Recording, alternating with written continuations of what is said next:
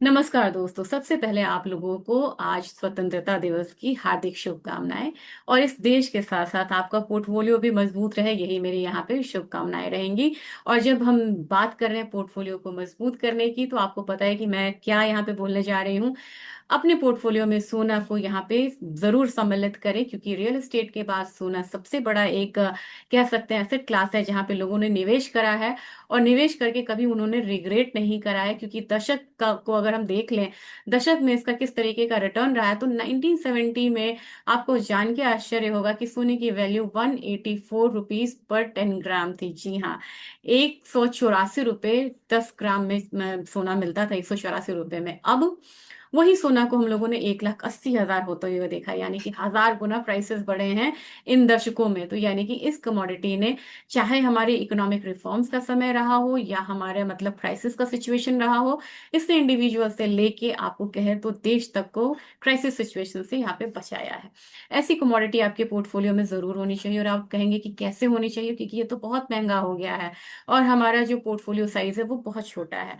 तो अब यहाँ पे डिजिटलाइजेशन हो या फिर कनेक्टिविटी हो या फिर इंटरनेट हो या वेरियस प्लेटफॉर्म हो, इनके जरिए हम लोगों ने काफी एक जो निवेश डिमांड है उसको बढ़ता हुआ देखा। और निवेश डिमांड कैसे बढ़ा है? ई गोल्ड की खरीदारी से, ईटीएफ की खरीदारी से, ओटीसी की खरीदारी से, साथ में वायदा बाजार में हम जो कारोबार करते हैं, यानी कि जो फिजिकल में हम कारोबार नहीं कर रहे, डिजिटल के थ्रू कर रहे हैं, वो भी हमारा निवेश डिमांड में आता हुआ नजर आ रहा है। तो फिर ज्वेलरी डिमांड के अलावा हमारा निवेश डिमांड जो है वो काफी ज्यादा बढ़ा है, गोल्ड और सिल्वर दोनों में। सिल्वर की बात भी आज मैं करूंगी, क्योंकि सिल्वर की जुगलबंदी के साथ आपका पोर्टफोलियो में रिटर्न काफी अच्छा होता है। मानती हूँ वोलेटिलिटी होता है, लेकिन अगर हम संभल के ट्रेड करें ना, तो ये वोलेटिलिटी को हम कवर कर सकते हैं। तो चलिए सबसे पहले आज बात करेंगे गोल्ड और सिल्वर ईटीएफ के बारे में ही। और जब ईटीएफ के बारे में हम बात करेंगे, तो इसे हम बड़े ही मतलब कि स्टेप वाइज जानना चाहेंगे, क्योंकि कुछ लोगों के लिए ये नई चीज हो सकती है और कुछ लोग जो हैं ये ऑलरेडी यहाँ पे इसे मतलब ट्रेड करते हुए नजर आ रहे हैं। तो सबसे पहले कंसिडर करेंगे कि कुछ लोग जो हैं वो पहली बार इतने डिटेल से इस प्रोग्राम को देख रहे हैं। तो सबसे पहले तो बात करेंगे कि ये किस तरीके से काम करता हुआ नजर आता है। तो जैसे ही आप जाएंगे, तो ईटीएफ वो चीज है जिसमें कि हम किसी फिजिकल एसेट को ध्यान में रखते हुए उससे वैल्यू डराइव करते हैं।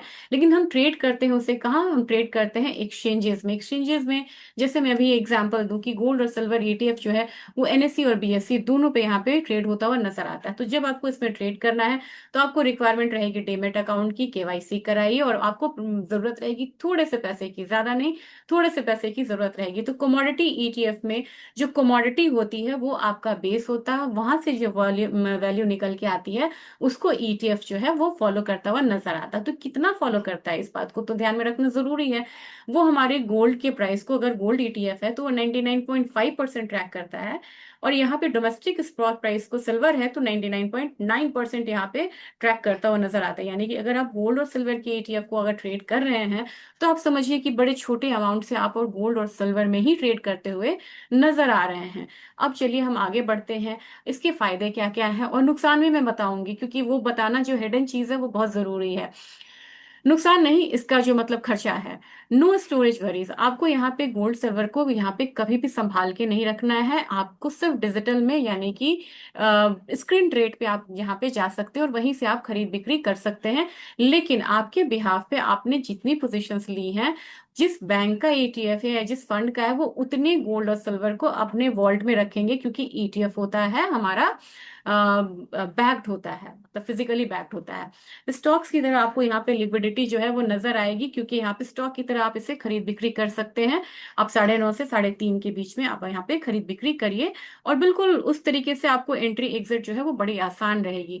लो कॉस्ट एंट्री है, क्योंकि आप अगर मान लीजिए 1,80,000 तक यहाँ पे गोल्ड चली गई थी, 10 ग्राम का अगर मैं करूँ बात, अभी यहाँ पे लगभग ये 1,55,000 के करीब है। लेकिन एक गोल्ड ईटीएफ को आपको पता है 1,25 से आप खरीद सकते हैं। मैं आगे चार्ट में दिखाऊंगी, अंत तक जरूर बने रहिएगा, क्योंकि बहुत बड़ा प्रेजेंटेशन नहीं है, लेकिन आपके निवेश में यहाँ पे फायदा हो सकता है।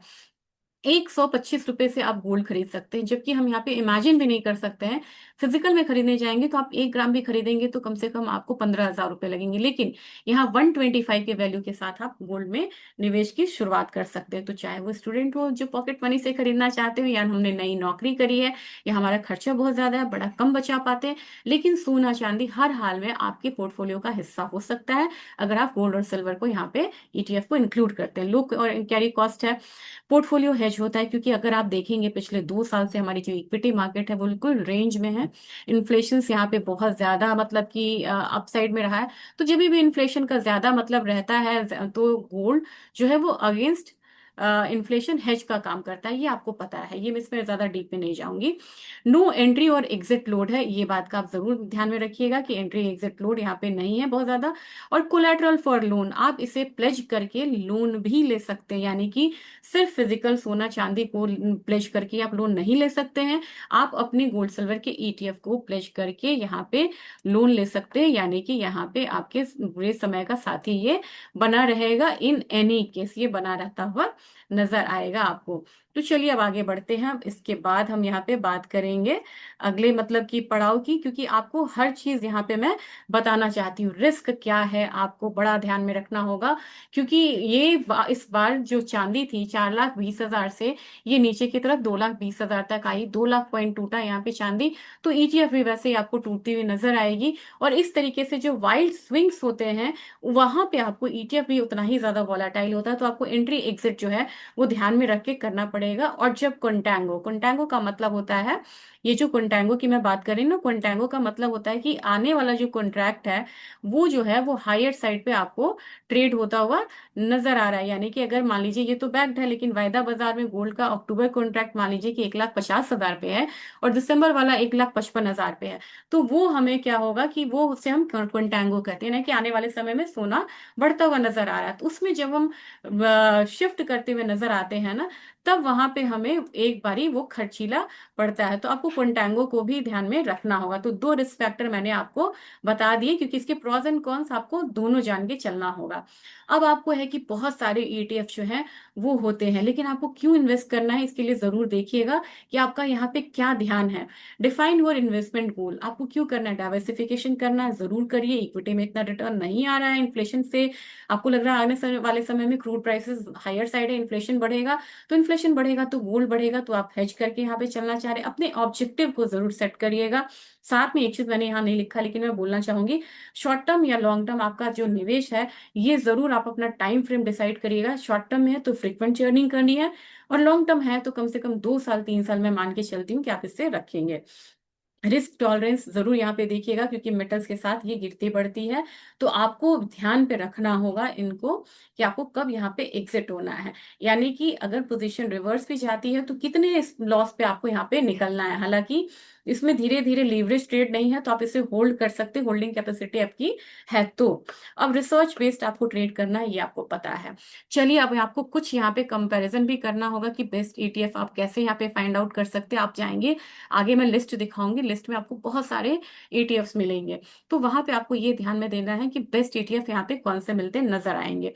आप ट्रैकिंग एरर को यहाँ पे जरूर देखिएगा, ट्रैकिंग एरर आता है वहां पे, देखिएगा कि किसी का भी ट्रैकिंग एरर जो है वो क्या है। ट्रैकिंग एरर का मतलब है जो एक्चुअल प्राइस मूव और जो ईटीएफ आपको दे रहा है उसमें डिफरेंसेस क्या है। दूसरी चीज है डिफरेंस क्यों आता है, वो आता है चेक द एक्सपेंस रेशियो। वो फंड है, क्योंकि ये तो फंड है, ये फंड क्यों मतलब कहाँ पे एक्सपेंस ले रहा है, कितना एक्सपेंस ले रहा है, ये जरूर ध्यान में दीजिएगा। और बहुत सारे ईटीएफ हैं तो जिसमें ट्रेडिंग वॉल्यूम ज्यादा हो, बिड आस्क का स्प्रेड वहां पे आपको कम होता हुआ नजर आएगा। तो ऐसे फंड्स में करें जहां पे लिक्विडिटी बहुत ज्यादा हो, तो बिड और आस्क का जो गैप है ये आपको कम होता हुआ नजर आएगा।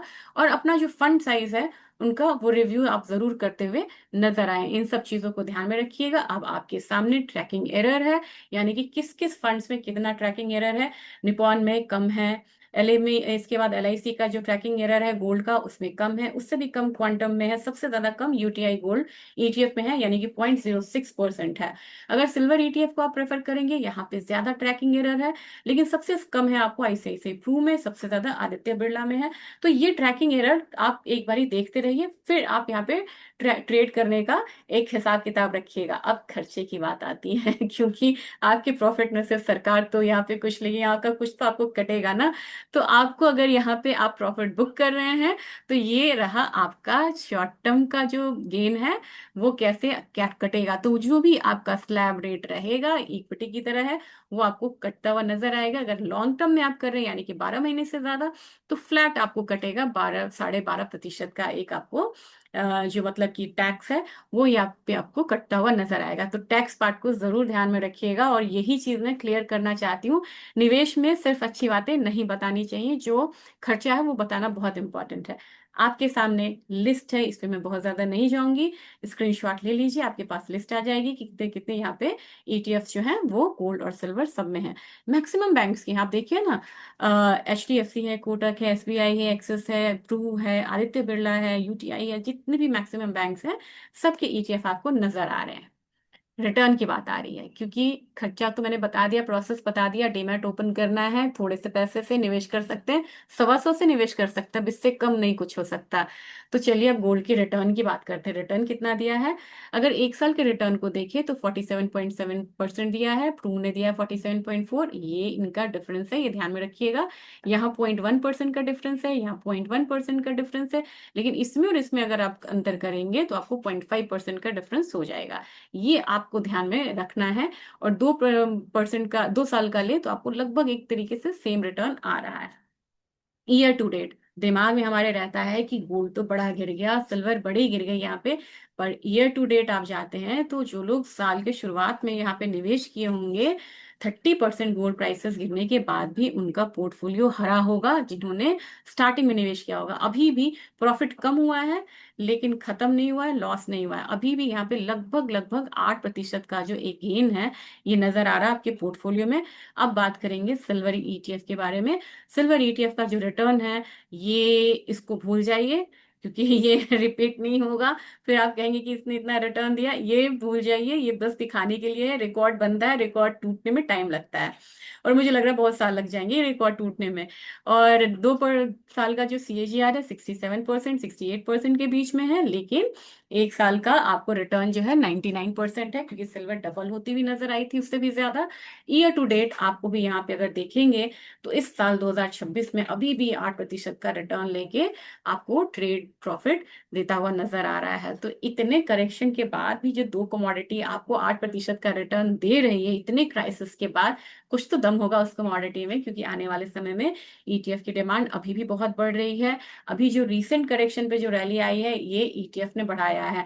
लेकिन ईटीएफ वालों की एक दिक्कत है यहाँ पे, जैसे ही वो प्राइसेस हायर साइड आएगा और वो जो प्रॉफिट बुकिंग करेंगे ना, गोल्ड सिल्वर के प्राइसेस भी गिरेंगे। लेकिन हम पैनिक होने के बदले उसको हम बाइंग अपॉर्चुनिटी की तरह यूज क्यों ना करें, जबकि हमें पता है कि जो 1970 में 184 की थी, अभी 1,80,000 तक चली गई थी। आने वाले 10 साल में ये 2 लाख 2.5 लाख से ऊपर जाएगी। तो जो फॉर द टाइमिंग ये 2-3 महीने का हम ये जो आता है करेक्शन, इसमें हमें पैनिक नहीं होना है। पैसा है, एक्यूमुलेट करिए, नहीं है वेट करिए। लेकिन जब तक आपकी लीवरेज ट्रेडिंग नहीं हो और इमरजेंसी फंड नहीं चाहिए, बहुत ज्यादा परेशान मत होइए, और हेल्दी रहिए, स्वस्थ रहिए, क्योंकि ये जो दो कमोडिटी है वो आपके पोर्टफोलियो को भी हेल्दी रखेगा। तो थोड़ा थोड़ा निवेश बढ़ाइए, ज्यादा नहीं कर रही हूँ, लेकिन ईटीएफ में निवेश बढ़ाइए। Thank you.